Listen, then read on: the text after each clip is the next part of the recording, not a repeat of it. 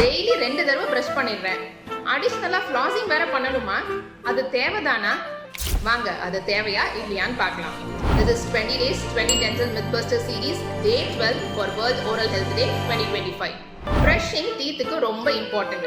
ஆனா tooth brush reach ஆக முடியாத ஏரியாஸ்னு சிலது வாயில இருக்கு. 2 பல்லுக்கு இடையில இருக்கிற கேப்ஸ், அதோட கம் லைன்ஸ்.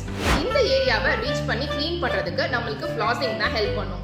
ஸோ ஃப்ளாசிங் பண்ணாம இருந்தா இந்த ஏரியால இருக்கிற பிளாக் அண்ட் ஃபுட் டெப்ரிஸை க்ளீன் பண்ண முடியாததுனால நம்மளுக்கு அங்க பாக்டீரியல் growth ஜாஸ்தியாகி கேவிட்டிஸ் வரதுக்கும் கம் டிசீஸ் வரதுக்கும் ரீசன் ஆயிடும். அதுவே ஃப்ளாஸ் பண்ணா என்ன நல்லது நடக்கும்னு தெரியுமா? பிளாக் அண்ட் ஃபுட் பார்ட்டிகல்ஸ் அந்த ஏரியால இருந்து ரிமூவ் ஆயிடும். அதனால கேவிட்டி வராம பாதுகாத்துக்கலாம். கம் டிசீஸ்ல இருந்தும் அவாய்ட் பண்ணிடலாம். மோரோவர் நான் 2 தடவை பிரஷ் பண்றேன் ஆனாலும் வாயில பேட் ஸ்மெல் வருதுன்னு சொல்றவங்க ஃப்ளாசிங் ரெகுலரா பண்ணி பாருங்க. அந்த பேட் ஸ்மெல்லுமே குறைஞ்சிரும்.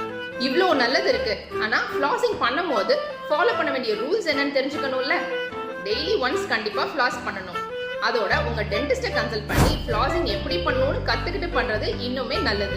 ப்ளீடிங் ஆச்சுன்னா ஆல்டர்னேட்டிவ் டேஸ் கூட நீங்க ஃப்ளாசிங் பண்ணிக்கலாம். ஃப்ளாசிங் பண்ணுனா லைஃப் எக்ஸ்பெக்டன்சி 6 இயர்ஸ் இன்க்ரீஸ் ஆகும்னு ரிசர்ச் கூட சொல்லுது. 80% ஆஃப் த டென்டல் ப்ராப்ளம்ஸை ப்ராப்பர் பிரஷிங் அண்ட் ஃப்ளாசிங் பண்றது மூலமா நம்ம அவாய்ட் பண்ணிக்கலாம்.